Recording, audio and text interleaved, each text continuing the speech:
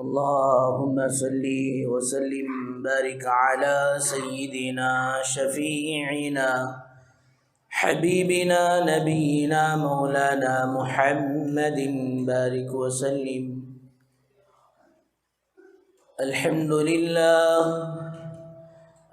لله نحمده ونستعينه ونستغفره ونؤمن به ونتوكل عليه ونعوذ بالله من شرور أنفسنا ومن سيئات أعمالنا.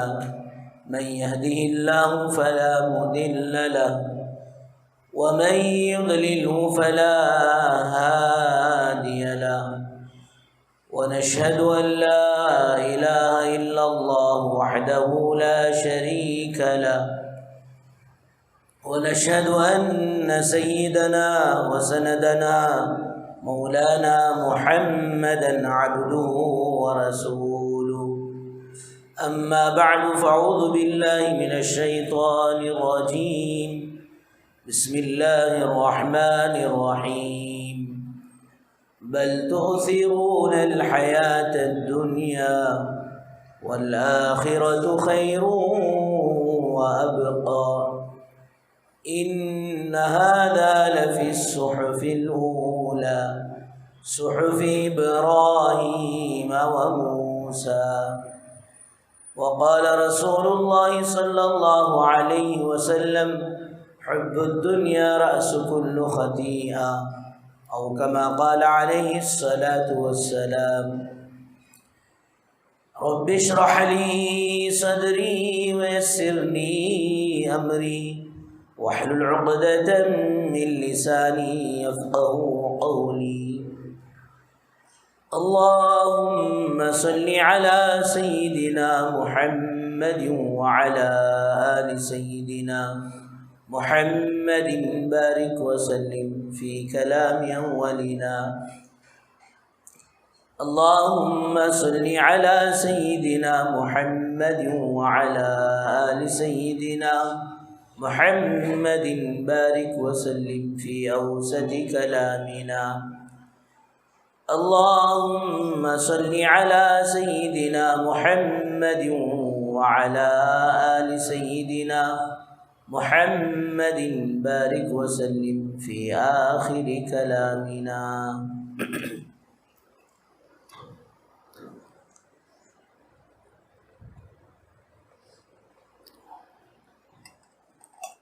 بزرگان محترم و معزز سامعین کرام، اللہ جل جلالہ عم نوالہ کا احسان کرم فضل ہوا.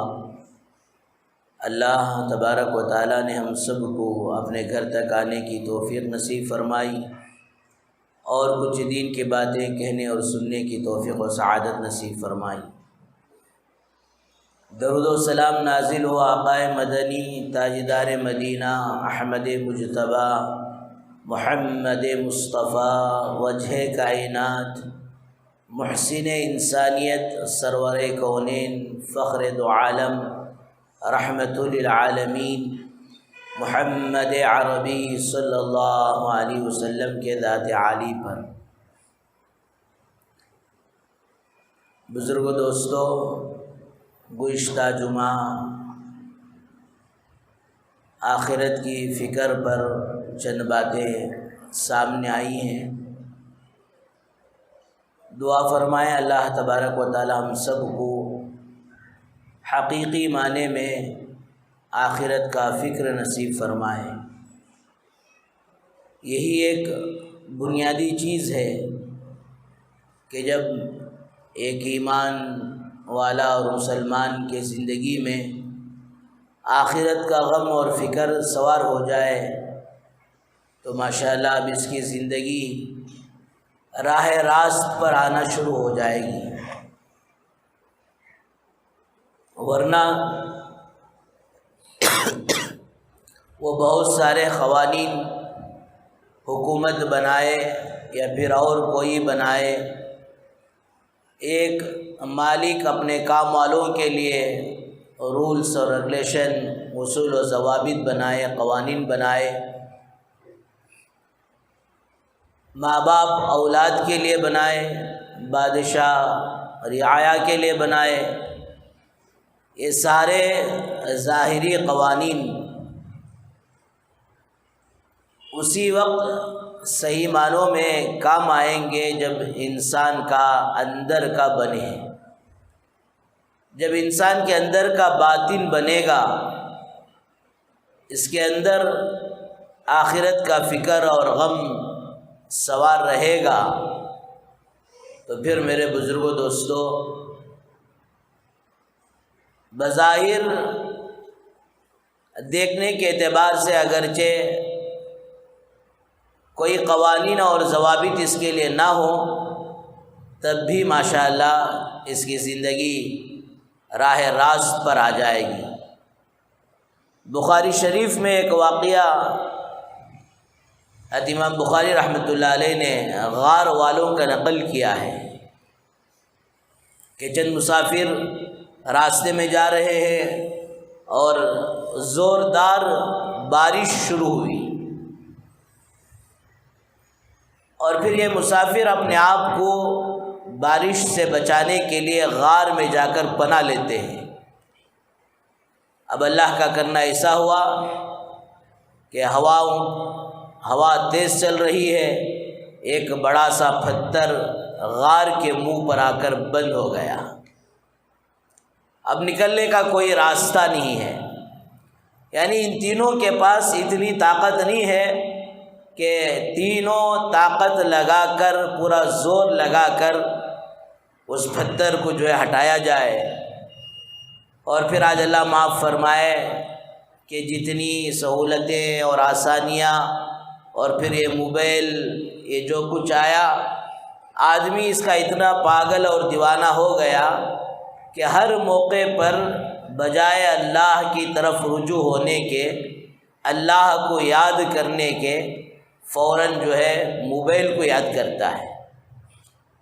آج کے دور میں پریشانی آتے تو نیٹ ورک اگر برابر ہوتا تو فوراً فون کر حکومت کو یاد دلایا جاتا، پھر حکومت سے مدد لینے کی کوشش کی جاتی، یا پھر اس غار کے پتھر کو ہٹانے کے لیے اور کوئی بلڈیزر وغیرہ لایا جاتا۔ وہ زمانہ تو ٹوٹلی آف لائن کا تھا، آن لائن کا نہیں تھا۔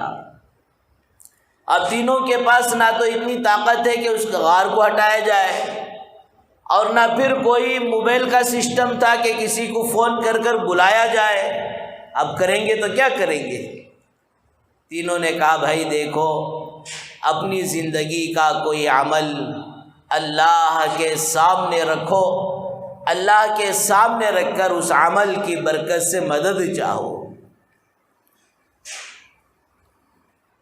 تو ان میں سے مجھے جو ایک عرض کرنا ہے وہ یہ ہے کہ ایک مزدور ایک مالک کے پاس مزدوری کر رہا ہے اور اپنا واقعہ اللہ کے سامنے دعا کے ذریعے سے بیان کرتا ہے۔ اب شام آنے سے پہلے، مزدوری کا وقت آنے سے پہلے بیچارہ چلا گیا، چند مہینے، چند سال گزر گئے، اس کے بعد وہ دوبارہ اپنی مزدوری کو لینے کے لیے آیا، تو یہ کام کا جو مالک تھا اس نے بجائے اس زمانے کے 2-3 سکے، 2-3 درہم، 2-3 روپے اس کے مزدوری دینے کے، وہ یہ کہہ رہا کہ دیکھو جو کچھ لاٹ نظر آ رہا ہے اونٹوں کا، یہ لے جا۔ مالک آپ تو میرے ساتھ مذاق کر رہے ہیں، میں تو میری مزدوری لینے آیا، یہ سارا لاٹ لے جانے کے لیے بول رہے ہیں۔ بول رہا ہاں بھائی، بات یہ ہے کہ تو چھوڑ کر چلا گیا، لیکن وہ مزدوری کو میں محفوظ کر کے رکھا، اور پھر میں اسے تیری جو پیسہ تھا مزدوری کا اسے تجارت میں لگایا، اور تجارت میں لگاتے لگاتے اللہ نے اس میں برکت دی۔ یہ جو کچھ نظر آ رہا ہے سب تیرا ہے، یہ لے جہاں۔ میرے بزرگوں دوستو، آخر اس نے یہ کیوں کیا؟ کیا ایف آئی آر درج کر سکتا تھا اس کا نوکر، اس کا مزدور، یا لڑائی کر جھگڑا کر حاصل کر سکتا تھا؟ نہیں، فرمایا اس مالک کے اندر، اس آقا کے اندر وہ آخرت کا فکر تھا، وہ آخرت کا غم تھا۔ اگر ناحق میں اس کا 1 روپیہ آج کھا لیا تو کل قیامت کے دن مجھے پتہ نہیں اس کے بدلے میں کیا دینا پڑے گا۔ یہ اس کو کہتے آخرت کا فکر۔ اللہ معاف فرمائے، آج سامنے والا تھوڑا سا کمزور ملے اس پر آدمی حاوی ہو جاتا ہے، یا یہ کہ نیا گراہک ملے تو لوگ بڑے شان سے کہتے ہیں کہ بھئی آیا تھا ایک بکرا، کیا بھی معلوم نہیں تھا، بڑی ٹوپی ڈال کو بھیج دلیا، کام چلا لیا، ماٹی ملا دنیا میں ہے۔ آخرت میں پتہ چلے گا اس دھوکہ دینے کی وجہ سے آخرت میں تیرے ساتھ کیا ہوگا۔ بہرحال وہ یہ کہتا ہے، اللہ یہ عمل میں نے صرف تیری رضا کے لیے کیا ہے، تجھے خوش کرنے کے لیے کیا ہے۔ اللہ یہ ادا پسند آ جائے تو اس غار کا جو دروازہ بند ہو گیا ہے، جو چٹان پڑ گئی ہے، اللہ اسے تھوڑا ہٹا دے۔ اب اس کے عمل کو اللہ پاک نے قبول کر دوستو جی پھر وہاں سے چٹان ہٹی، اور پھر دوسرا آگے بڑھ کر کہا، اے اللہ میرے ایک رشتے کی بہن جو بہت زیادہ محتاج تھی اور بہت زیادہ ضرورت مند تھی، اتنی محتاج اور اتنی ضرورت مند بن گئی کہ وہ میرے پاس پیسے لینے کے لیے آئی، تو میں نے اس سے ڈیل کیا کہ اگر تو اپنا جسم مجھے بیچے اور تو مجھے اپنے آپ پر اختیار دے تو میں تیری ضرورت کو پورا کروں۔ اس نے مان لیا، اور جیسے ہی میں اس کے پاس گیا تو اس کی آنکھوں سے آنسو جاری ہو گئے، اور میں کہنے لگا میں کوئی زبردستی نہیں کر رہا ہوں، تیرے ساتھ ڈیلنگ ہوئی ہے، معاملہ ہوا ہے، اور تو نے کہا تو اس لیے تیار ہوں۔ وہ اپنے بچوں کو بتا کر کہتی ہے کہ ان بچوں کی بھوک نے اس کام پر مجھے آمادہ کیا، ورنہ میں اللہ کی سچی پکی بندی ہوں، متقی اور پرہیزگار بندی ہوں، میں ایسا کوئی گناہ کرنے کا ارادہ نہیں کرتی، مجبوری کی وجہ سے کر رہی ہوں۔ اے میرے بھائی، اللہ سے ڈر، اتقوا اللہ۔ کہتے ہیں کہ اس کا وہ اتقوا اللہ کہنا مجھے دل پر ایسا لگا کہ الٹے پاؤں میں سارا پیسہ رکھ کر واپس آ گیا۔ اے اللہ مجھے اختیار تھا، مجھے کوئی پوچھنے والا نہیں تھا، روک ٹوک کرنے والا نہیں تھا، اے اللہ بس تیرے ڈر سے، آخرت کے اس فکر اور غم سے اے اللہ میں نے اس عمل کو چھوڑ کر آ گیا۔ اے اللہ یہ آداب تجھے پسند آئے تو پھر اس غار سے ہمیں نجات دے۔ روایتوں میں آتا ہے کہ پھر تھوڑا سا چٹان ہٹا، ابھی باہر نہیں نکل سکتی۔ پھر تیسرا ساتھی تھا، اس نے اپنے ماں باپ کی خدمت کا واقعہ بیان کرتا ہے کہ میں روزانہ بکریوں کو لے کر جاتا، چراتا، اور پھر اس سے دودھ نکال کر اپنے والدین کو پلاتا۔ ایک دن ایسا ہوا کہ آتے آتے دیر ہو گئی اور میرے والدین سو چکے تھے، اور میرے چھوٹے چھوٹے بچے تھے، میرے پاؤں پر پڑھ کر وہ بلبلا رہے تھے، لیکن میرا دل نہیں چاہا کہ میرے ماں باپ کو پلانے سے پہلے میرے بچوں کو پلاؤں۔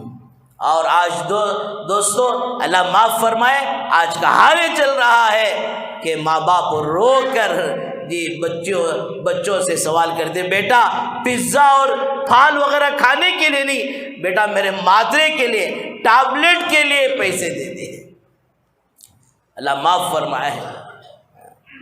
پھر اسی میں رات گزر گئی، نہ تو میں نے اپنے ماں باپ سے پہلے اپنے بچوں کو پلایا، اور نہ میں اپنے ماں باپ کو نیند سے جگانا پسند کیا۔ اس لیے میرے بزرگوں، والدین کے اتنے حقوق ہیں کہ بھلائی کا حکم کرنا ہے، برائی سے روکنا ہے، تب بھی اس معاملے میں بھی، اس مقام پر پہنچ کر بھی ان کے ساتھ نرمی کا، بھلائی کا معاملہ کرنا چاہیے۔ فَلَا تَقُلْ لَهُمَا اُفٍّ۔ اللہ پاک قرآن میں کہتے ہیں کہ والدین کے سامنے اف تک نہ کہو۔ علی رضی اللہ عنہ کہتے ہیں یہ اف لاسٹ سٹیج ہے، لاسٹ ورڈ ہے، آخری حرف ہے، اگر اس سے بھی کوئی کم کی چیز ہوتی اللہ پاک اسے بھی حرام کر دیتے ہیں۔ نہ ستاؤ، اگر ان کو ستائے تو میرے بزرگوں دوستو وہ زمانہ دور نہیں کہ تم بھی ستائے جاؤ گے، جیسا تم ان کے ساتھ معاملہ کرو گے ویسا تمہارے ساتھ معاملہ ہوگا۔ 2015 میں حج کے سفر میں مینا میں ایک بوڑھی ماں بہت کمزور ضعیف ہے، اور ایک نوجوان اس ماں کے پیروں کو اپنے گود میں لے کر ایسی خدمت کر رہا آنکھوں سے آنسو آ گئے. کیا واقعتاً کیا فرما بردار بچہ. اور پورا حج اس نے پورا حج رمی جمرات کے موقع پر جہاں جہاں چلنے کا موقع آیا، عرفات سے مزدلفہ سے مینا، یہ سارے مقامات پر ویل چیئر میں ڈھکلتے ہوئے اپنی ماں کا حج کرایا. اور ایک دو بزرگ میرے ساتھ بیٹھے ہوئے تھے، دین کا مذاکرہ ہو رہا تھا. میں نے کرتے کرتے کہا بھائی دیکھو کتنا خوش نصیب نوجوان ہے، کتنی اچھی طرح سے اپنی ماں کی خدمت کر رہا. تو ایک بزرگ بولے مولانا انہیں میرا جو بیٹا گئے ہیں، میں اپنی ماں کی ایسی خدمت کر رہا تھا، اس کا اثر اللہ نے مجھے اپنے آنکھوں سے دکھایا کہ میرا بیٹا بھی اسی طرح اپنے ماں باپ کا فرما بردار بن چکا ہے. تو میرے بزرگوں دوستوں، جیسی کرنی ویسی بھرنی، جیسا معاملہ آج والدین کے ساتھ کریں گے ویسا ہی معاملہ کل اولاد ہمارے ساتھ بھی کرے گی. بہرحال بات مقصد سے ہٹ گئی. میرے بزرگوں دوستوں، اللہ پاک قرآن میں فرماتے ہیں بل تؤثرون الحیات الدنیا، کہ تمہارے ویکنیس پوائنٹ ہے کہ تم اسی دنیا کو سب کچھ سمجھ کر بیٹھ گئے ہو.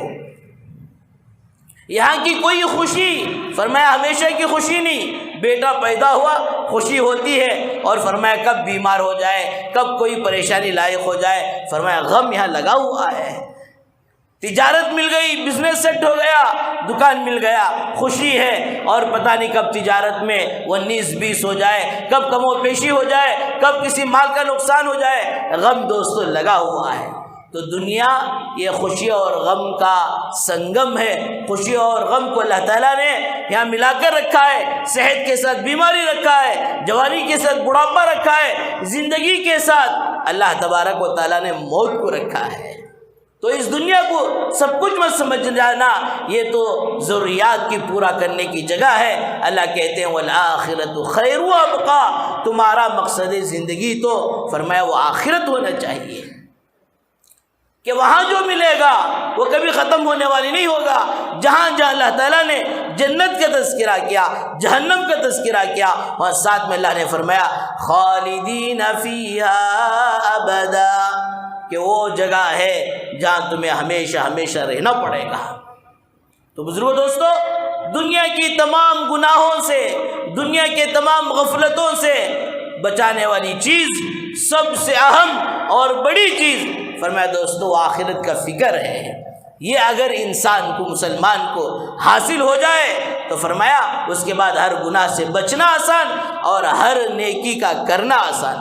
حضرت برا رضی اللہ یہ مدینے میں جا رہے ہیں، غلطی سے نظر پڑی کسی عورت پر، فرمایا برداشت نہیں ہوا، رونا شروع کیے یہاں تک کہ روتے روتے مسجد نبوی میں پہنچ گئے. اللہ کے نبی سرکار دو عالم صلی اللہ علیہ وسلم تسلی دے رہے ہیں کہ بھئی یہ آپ جان بوجھ کر نہیں کی ہے، یہ تو آپ کو غلطی سے اور پہلی نظر جو پڑ جاتی ہے اللہ پاک اس پر معاف بھی کر دیتے ہیں. لیکن دوستو ان کو آخرت کا اتنا فکر، آخرت کا اتنا غم تھا کہ اسی روتے روتے آتے برا نے جان دے دی. اللہ کے نبی صلی اللہ علیہ وسلم فرماتے ہیں اگر ان کا رونا آج سارے مدینے والوں پر تقسیم کر دی جائے تو سارے مدینے والوں کی مغفرت ہو جائے. صحابہ کا ایمان، صحابہ کا آخرت کا فکر اتنا اونچا تھا، اور اللہ معاف فرمائے دوستو آج ہم ہر طرح سے بے فکر ہو گئے ہیں.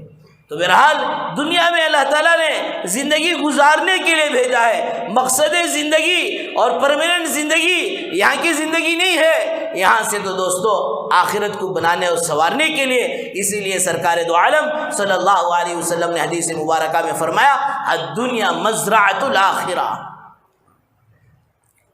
دنیا جو آخرت کی کھیتی ہے. میرے نوجوانوں، میرے بزرگوں، وہ بو یہاں دنیا میں رہتے ہوئے، وہ بو کل آخرت میں جنت میں پھل ملے، پھول ملے، نہریں ملے، حوریں ملے، اور سب سے بڑھ کر اللہ کا دیدار ملے.